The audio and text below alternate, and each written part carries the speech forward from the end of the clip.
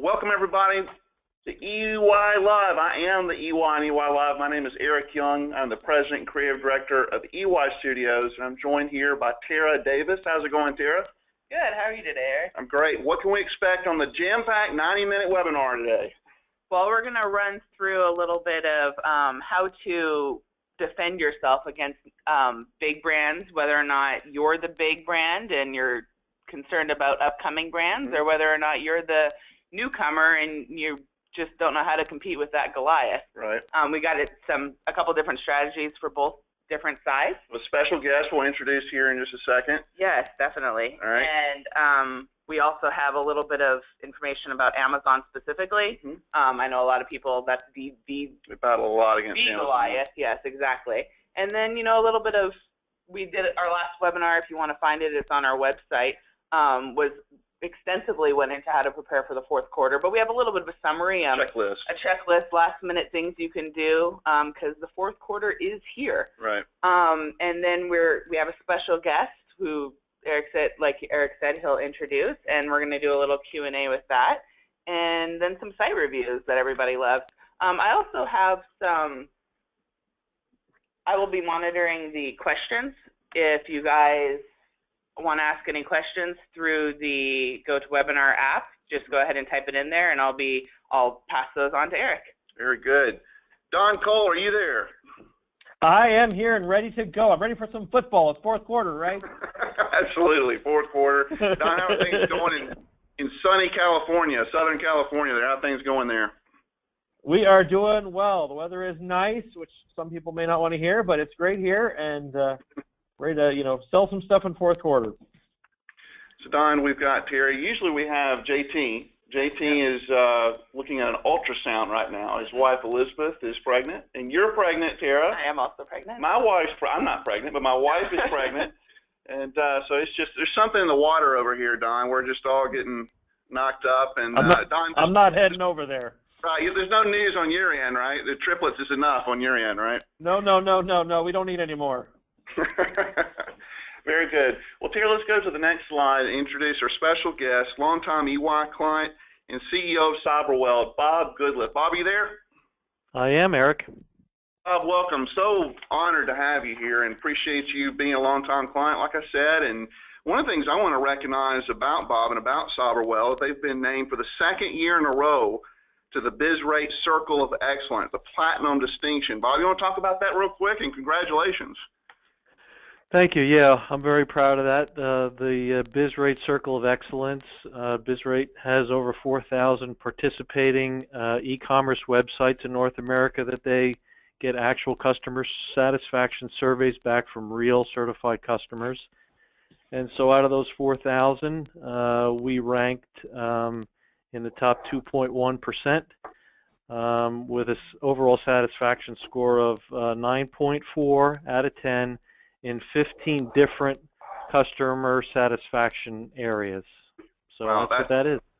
That is phenomenal. And as you pointed out, I mean, typically when companies experience the kind of growth like you have in the last 2 years particularly, sometimes service goes down, but you've been able to maintain and exceed those standards of excellence, Bob. So congratulations. Really proud of you. You run a great organization. I think it could be argued that you are the Goliath in your industry, certainly not the David, but you can certainly relate to the Davids, I know, and I'm sure. And we want to get your perspective later on in the broadcast. But first, Tara, let's go to the slide of the big brand battle, how to win against bigger and smaller competitor brands. Well, Tara, the number one rule that I have is to be human. Oh, we're talking about growing your brand, growing your business, but as we just pointed out with Bob, as you grow, you can't forget what got you there. It's the human touch. You're dealing with human beings, and you can't be so strategic, so cold and calculating that you lose a sense of what it takes to connect with other humans. And so certainly you need to be bigger, but don't forget to be human. Another thing to always remember is that emotion is critical to buying stuff. If you don't, well, I think, Tara, I think the first thing you have to look at is what is your emotion? Are you pumped up? Are you excited about your brand? Are you thrilled about what's going on in your company? Your people? Go ahead. Yeah, because if you're not excited, how can you expect your customers to be right. excited? It can't translate onto the site. Exactly. And, you know, well, I talk to people all the time that sometimes they are excited and they're not putting it onto the site. They're very high on what their people are doing and their customers, but it's just not really playing out on the site. But you first have to start with you, what your emotion is, and then go from there. So let's go to Don. Don, we're going to be talking about giving amazing customer service. This is certainly a key way to compete with any competition, Amazon or otherwise. But Don, walk us through amazing customer service. You give amazing customer service over at Your Store Wizards, and I'll consider you an expert on this subject matter. But walk us through this, Don. Okay, well, I don't know about an expert, but I think the key thing for me is, I mean, you want to be, as you're talking about, being human, and people want to feel like they can have somewhere they can reach out, someone they can talk to, that you have a site, but they want to know that it's personable. First thing is, encouraging phone calls. They've got a picture there of CyberWell. It's got the phone number right up there. You go to an Amazon, there's no phone number to call. There's no way to reach a person. I mean, there is, but it's not made convenient. So that's obviously a big thing, so they can reach out and touch person and talk to person and know that you are real and valuable and useful to them. In those same phone calls, you can give advice to them. You can give advice there. You can give advice on your site that helps them understand your products, your reason for being there, how you're connected. You're talking about being excited about it, and if you can give that advice from a place of knowledge and excitement about what you do, people feel that they know that you are the expert, compared to them. Give lots of ways for people to contact you besides the phone number. Give them places they can reach out to you if they don't want to call. Some people just don't want to get on the phone call. Make it easy for them to find a way to reach you, as easy for them as possible. And then when you get that contact from them, you can give good, personable responses to them. Go on to the next point here, and you can give a response back that means something and is interesting to them, not just some cold little we've copied and pasted this and here's your reply. But talk to them about something about the products or the questions they've got, and be a person to them in those emails. Pretend like you actually read the email and they matter to you. And then last thing is be quick. Don't do, this was a government agency, but they sent an email in, got a response back that says, we'll get back to you in 7 to 10 days. Don't do that. Don't do it. It drives people crazy. Exactly. I tell people here all the time, I know you guys do it too, Eric, but I tell people here, at my company, that if something happens, you're late, things go on, things are, whether progressing or progressing as well or not, if you communicate, people are okay with it. If you don't hear from you, that's when you have problems. So communicate quick. People will be happy and like you just for that fact. Exactly. Thank you, Don. I also want to talk about how to be creative with your packaging. And notice, like, the stuff that we're talking about here, these are things that Amazon does not do well, or they don't do at all. And so if you can do them and do them well, you're ahead of the game. Like I said, it's not just Amazon, but any of your competition. So aside from just core customer service, look at some of these examples that we've included about packaging. A lot of people, Don, they just throw the product in the box and call it a day. And I think, to me, that misses out on a huge opportunity to connect with your customer, because when you think about it, when you're looking at the website, it's virtual, right? You can't, you can see it, but you certainly can't touch it. It's not tactile. But when the package actually arrives, that's the point where your brand is really mattering to the customer. It's the actual product that you're actually holding. And so the first thing is signed invoices. A lot of our customers have found that by just simply saying, hey, we appreciate your business, and just putting a little bit of a signed message in there, that means a lot. It's just, again, just a personal connection that you're making, even on something as simple as an invoice. If you notice at the bottom of the page here, we've included an invoice from one of our clients, LA Police Gear. So they actually have a cartoonist on staff that if you request it, if you request a dinosaur or whatever, this guy will actually draw you a cartoon on your slip there, on your invoice. And so this is huge. And notice Tara had a little call-out statement. You probably can't read it without that, but it says, you just made me a lifetime customer. You guys rock. See, that's amazing type of service. It just goes the extra mile. LA Police Gear is a big company. Somebody said, well, I'm too big to do this. They're a big company, and yet they take the time out really connect with their customer on things like this. Notice also on the left, you know, this is, I'm a comic guy, and I shop at Midtown Comics in New York, and they put these nice ads here, these type of package inserts. This is another example of a store that puts a nice color label. I've seen branded tape before, Don, as well, where they'll actually put the logo on the tape. Just things like that to put your brand, put your personality out there is a nice touch. What do you think, Don? Yeah, I love it. I mean, you know, my kids would love getting the little, you know, dinosaur on the paper, but I think anything you can do to make yourself stand out, when, you know, they're opening the package, you got to have the most focused time from them, and they're opening the package right there, and it's going to be possibly, if you don't do anything, could be the last time you talk to these, you know, have contact with them. So if you can find a way to stand out, you know, you can keep them coming back. Exactly. And, you know, this is an example of Bob Soberweld About Us page where they tell the story. We'll get into that when we interview Bob. But, you know, I believe that humans like to know who the other humans are. They like to know who they're doing business with. And so Soberweld is telling the story here. And you also can do videos. You can do recommendation tags. One of our clients, Alter Ego Comics, Mark, is there in that video where he talks about the comics that came out that week and some of the collectibles to keep your eye on. And so it's just another way to put his personality into the store in a way that benefits the customer. Right. And also look for ways to promote interaction with your brand. So up to this point, we've talked about putting your personality, you know, really making sure that the brand feels personable. But when customers actually interact with the brand, like I said, when it's not just virtual, it's actually visceral and tactile, you're actually touching it. You can see how in the examples here, whether it's the wedding here or this on the right here is an example for one of our clients, Ranger Up, and they send shirts to the troops, and the troops are appreciative of that, and they've got that in their social media. That's just a great touch to show how customers are then interacting with the product.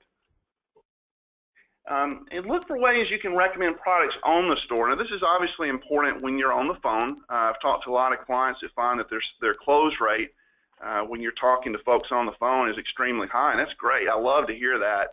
But there's also ways that you can do that on the store. And it could be as simple as just a personal item description. It looks like a human being wrote it. Or there's some other examples here we'll get to.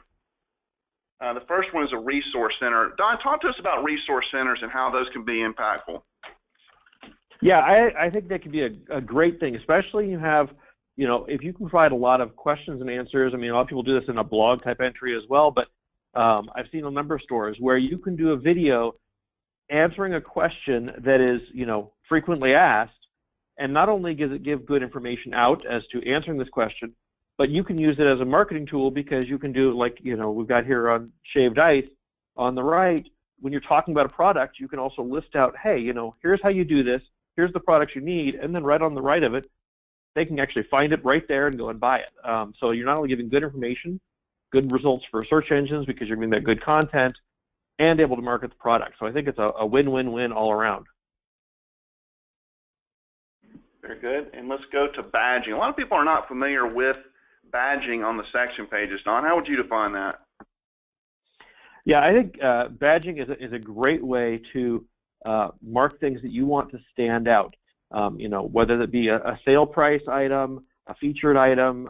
You know, talking about expertise, I personally love to have sites where you will specifically, you know, step out of your comfort zone and actually recommend products, and then badge that on the section page that this is something we recommend. That way, if a customer's looking at 400 of the same type of item and they don't know which one to go with, they can find the ones that you say, these are the best ones to look at. And it'll go a long way because people believe in your expertise to go ahead and make that decision. It really helps them out. And the third example we have here is a blog, and I think that blogs are typically examples where store owners are putting personality into the site.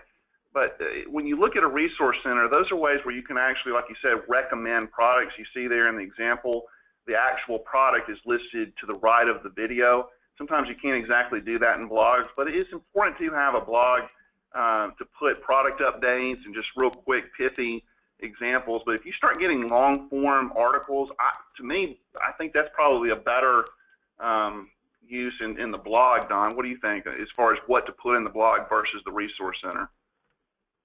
Yeah, it depends on the content, and you've got different types of people looking for different results. And obviously in the blog, you've got a lot more room for, a lot more information and text, and of course, you put that for the search engines and things like this. Whereas like a resource center, you're specifically almost trying to answer certain questions or provide certain information. And so you generally want to be a little more pointed with that information so that people can find it quickly.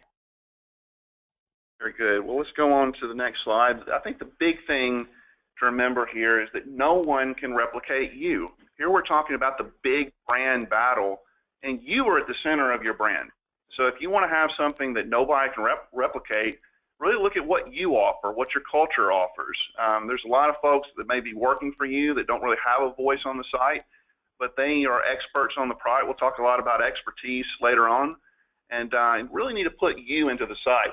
And when you put the word fun out here, a lot of people think, well, what do you mean fun? Listen, I think that the store experience has to be fun. I think it needs to be easy to use.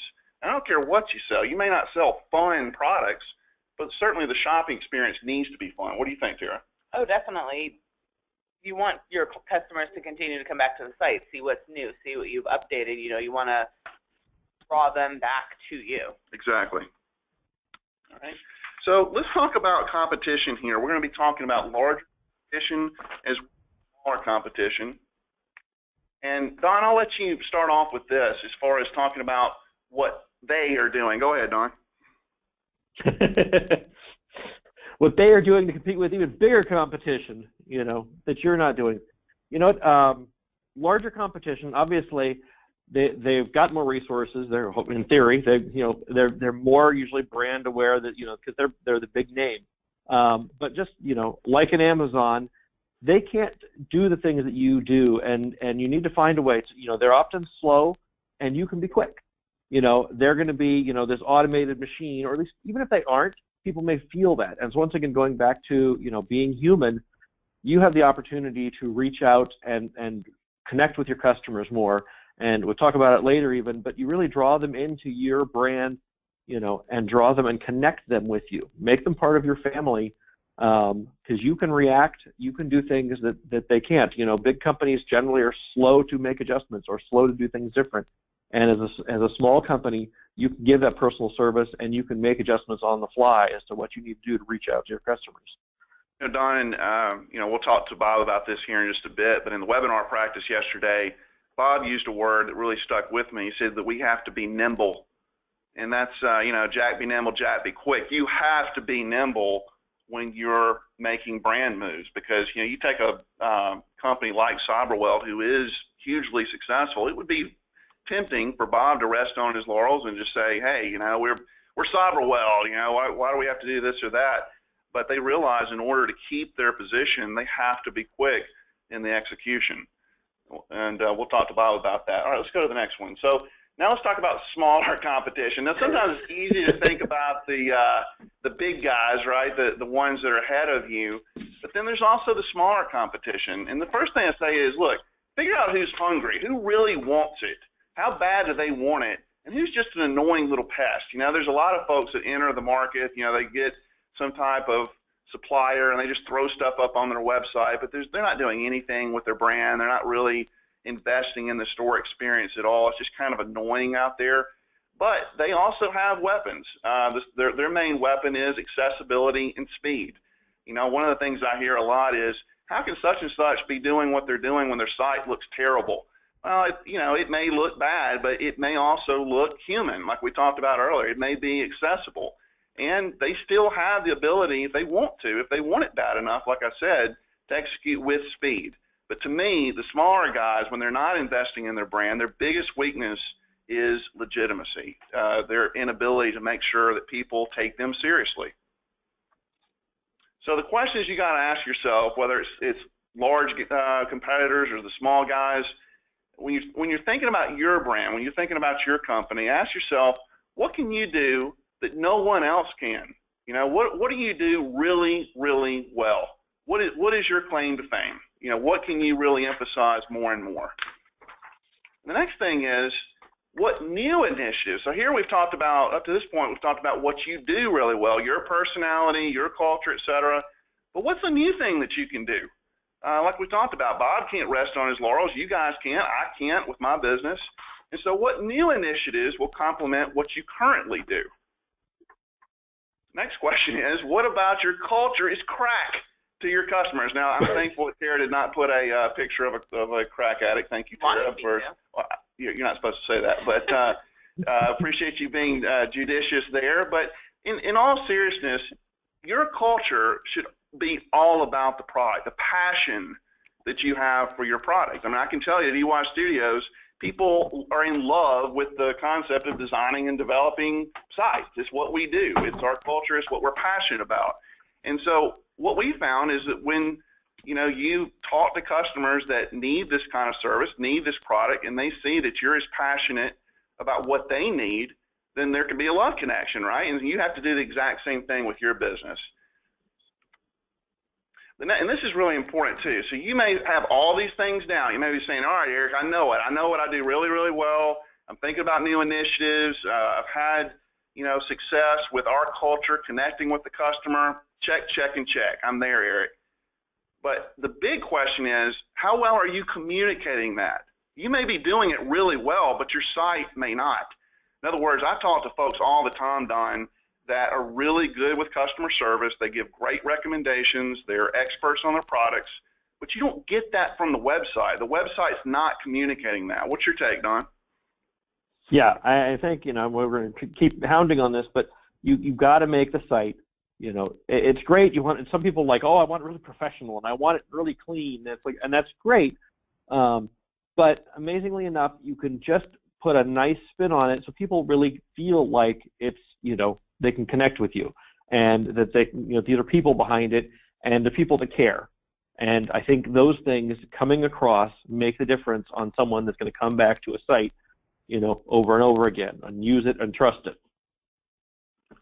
Don, I'm already getting hate mail from people objecting to my use of crack. It is simply a figure of speech. I do not advocate drug abuse in any way, shape, or form. Terry, you know that about me, right? You can vouch for me on that. All right. So Pam, lay off.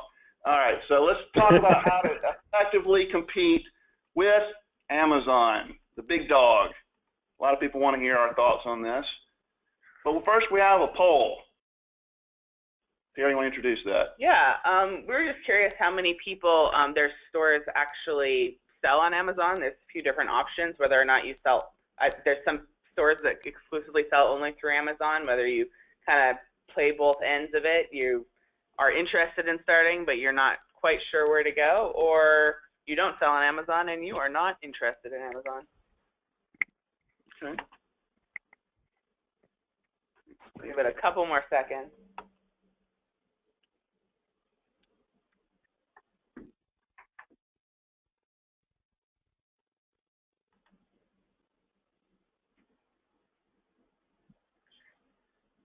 It looks like there's two big answers. People sell a little bit of their site and on Amazon, and people who do not care less about Amazon. Right. All right. Yeah, there's a couple of people who are interested in starting. Right.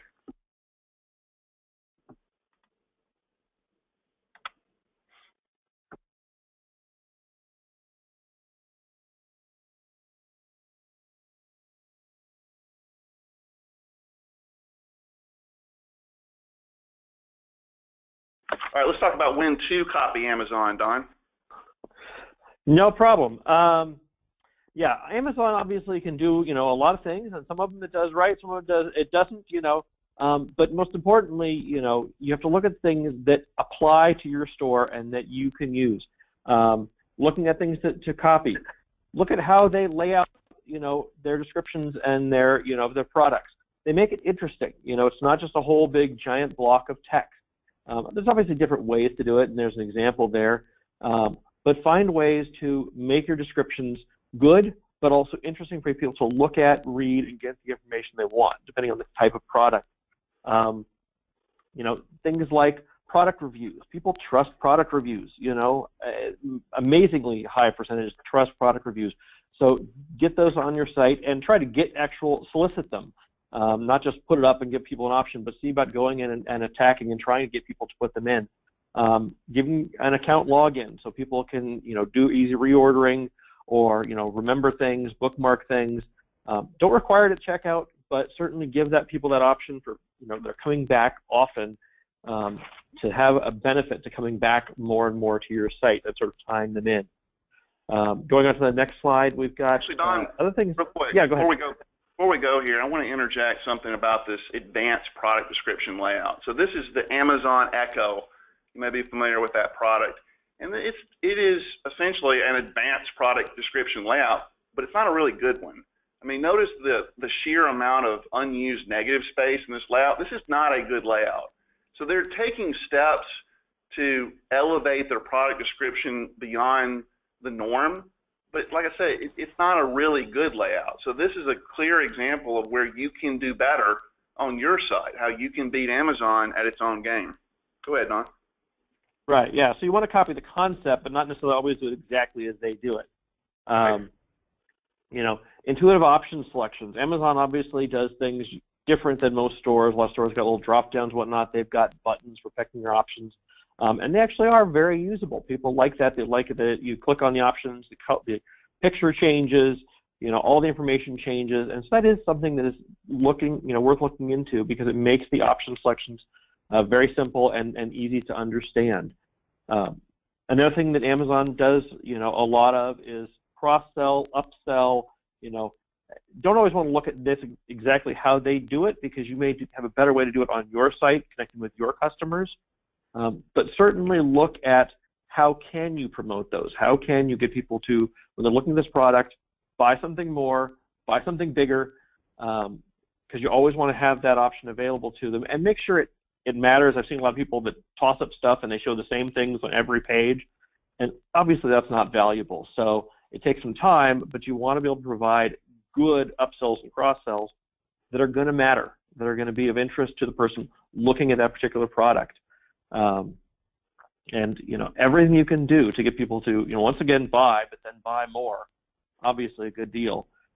But look at what they're doing and try to copy, I guess you'd say, the concept, but not always exactly how they do it, because Eric, as you've seen, you can do it a lot better just looking at your site and your brand and how you can connect with your customers. Exactly, and that's why I put copy in quotation marks here, because we get a lot of folks that call us up and say, hey, I want to do something on my site exactly like what Amazon is doing, and that's typically one of the worst things that you can do. You have to find a way to make it specific to your store, and like you keep saying, it's more of the concept. And like I put here, the best practices are relative. A lot of folks think that just because Amazon is number one, and they are number one, that they are basically establishing best practices for e-commerce in general, and that's definitely not the case. So with that said, let's talk about when not to copy Amazon. All right, first thing is don't copy Amazon branding, merchandising, or layout. All right, you have to realize that Amazon is the ultimate generalist superstore. Okay, they sell everything, and because they sell everything, they can't get very specific with your branding. And most of the people listening to this webinar, watching the webinar today, they have niche stores. And because you have a niche store, you can get very specific in the way that you brand yourself, the way that you merchandise things. And that's the next point. Amazon is terrible at merchandising. We're going to have examples on that, Tara? Yeah. Is that coming up? Next slide. So Amazon is really bad at merchandising. I mean, they just, I think they figure because they're Amazon, they don't really have to invest much in the good quality design that really makes merchandising pop. All right? And also the layout. Now, we get a lot of comments. So, Don, I'm curious what your take is on this, but we get a lot of folks that say, well, I really like the way that Amazon is stretching across the screen and the way that they do things. But see, to me, their layout is also a poor, it's a sticking point to me, because they have a lot of unused negative space on the site, which I think can throw off usability to a degree. And I think a lot of people would disagree with me on that. They think, well, it's Amazon. They do all kind of user testing and whatnot. But again, it's specific to Amazon. So what's your take on that real quick, Don, before we go on? Yeah, I mean, I think you've got to look at your site and your customers, and what kind of products connect together and how you can lay that out. I mean, every site is really can be different. I mean, there are concepts that you can grab and glean because Amazon's got the resources to do research, but not all are going to match with your products and your customers and how it's going to make sense to put them together on the page. Right. And a lot of folks here are kind of resistant to responsive design even because Amazon doesn't have a responsive design. Amazon doesn't need responsive design. They can have their own mobile application that works just fine for them. But considering where most folks are that are not Amazon, you need responsive design. All right, let's go on to the next one. So this is an example. I here a copy of this from Amazon. This is up here today, right? This is like a live example, yeah. Right? So the first one is advertising this Heroes video game, and this is just not very good. I mean, this is something that a teenager could do better on. I mean, this is just not a really nicely designed ad to emphasize this ad. And so this is low-hanging fruit with that. And look at the bottom one here. You've got this up to 70% off Battlestar Galactica, and it's being rendered in this bland, generic type of execution. And again, this is just a big example of how your store can do it better. So I want to encourage everybody with that. And the key point here is look for ways to level the playing field against Amazon, exert your creative advantages. And a lot of people may be looking at this, Don or Tara, and say, well, does this really matter? I mean, the way you design merchandising, the way you do this type of fun, is it really going to make a dent? And we have to remember one of the first points about being human, connecting with people on an emotional level, and good design, good usability is a clear way to do that. Okay. Before we go on to the next ahead. section, Yes, I just wanted to say we had a lot of people join us in the last 5 or 10 minutes. I know that GoToWebinar was having some issues, but we've been on the phone with GoToWebinar. It sounds like they've got all the problems fixed right now. So just so you know, if you missed the first part of our webinar, this will be available by the end of the week. We are taping it. Yeah, we are taping it. It'll be available on our website through the EY Live page. It's directly linked from our homepage. If you want to go ahead and listen to the first part. Did you know that Don watches these recordings like over and over and over? He's Somebody just in falls love. asleep too. He's in love with his own voice. But we're there for Don too. Glad we have that available for him. Right. So I play for my kids to go to bed. All right. When competition attacks, all right, we've been talking about what to do with your site, but what happens when competition comes after you? All right, one of the first things that you see a lot of is when companies rip you off, all right? When they're coming after you with the design, they start emulating what you've done with your branding.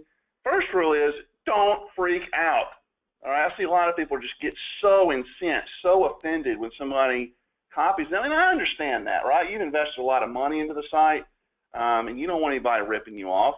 You've put a lot of creativity and whatnot into the site. But the first thing is keep calm and perform ninja moves. What do I mean by that, Tara?